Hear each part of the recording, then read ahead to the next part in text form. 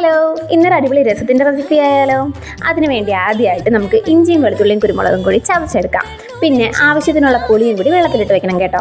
നേരത്തെ ചതച്ച് വെച്ച സാധനങ്ങളുടെ കൂടെ ആ ചെറിയ ഉള്ളിയും കൂടി വേണമെങ്കിൽ ഒന്ന് ചതച്ച് വെച്ചോളൂ. സമയം ഉണ്ടെങ്കിൽ അരിഞ്ഞു എടുക്കാം. ഈ ഒരു പാത്രം അടുപ്പത്തേക്ക് വെച്ച് കടുക് പൊട്ടിച്ചതിന് ശേഷം വറ്റൽമുളകും കറിവേപ്പില ഇട്ട് കൊടുക്കുക. പിന്നെ നമ്മൾ ചതച്ച് വെച്ചിരിക്കുന്ന സംഭവങ്ങളും അരിഞ്ഞു വെച്ചിരിക്കുന്ന ചെറിയ ഉള്ളിയും കൂടി ചേർത്ത് കൊടുക്കാം. ഏകദേശം ഒരളവിന് ഉപ്പൊക്കെ ചേർത്തതിന് ശേഷം നന്നായിട്ടൊന്ന് വഴറ്റിയെടുക്കുക. നന്നായിട്ട് മൂക്കൊന്നും വേണ്ട. അതിലേക്ക് നമ്മുടെ പുളിവെള്ളവും കൂടി ചേർത്ത് കൊടുക്കാം. ഇനി നമുക്ക് എത്ര ലൂസാക്കണോ ആ അളവിൽ വെള്ളവും കൂടി ചേർത്ത് കൊടുക്കുക. മഞ്ഞൾപ്പൊടി, ഉലുവാപ്പൊടി, കായപ്പൊടി ഇതൊക്കെ ഒരു 1/4 ടീസ്പൂൺ അളവിൽ ചേർത്ത് കഴിഞ്ഞാൽ പൊടികളുടെ സംഭവം കഴിഞ്ഞു. ഇനി ഉപ്പും കൂടെ നോക്കി പാകത്തിലല്ലെങ്കിൽ കുറച്ചുകൂടി ചേർത്ത് കൊടുക്കുക. നന്നായിട്ടൊന്ന് തിളപ്പിച്ചെടുക്കുക. ഇതോടുകൂടി നമ്മുടെ രസത്തിന്റെ പരിപാടി കഴിഞ്ഞു. എങ്ങനെയുണ്ട്? സാധനം സിമ്പിൾ അല്ലേ? പക്ഷേ ഇതിന്റെ ടേസ്റ്റ് ഒരു കോംപ്രമൈസും ഇല്ല. അടിപൊളിയാണ്.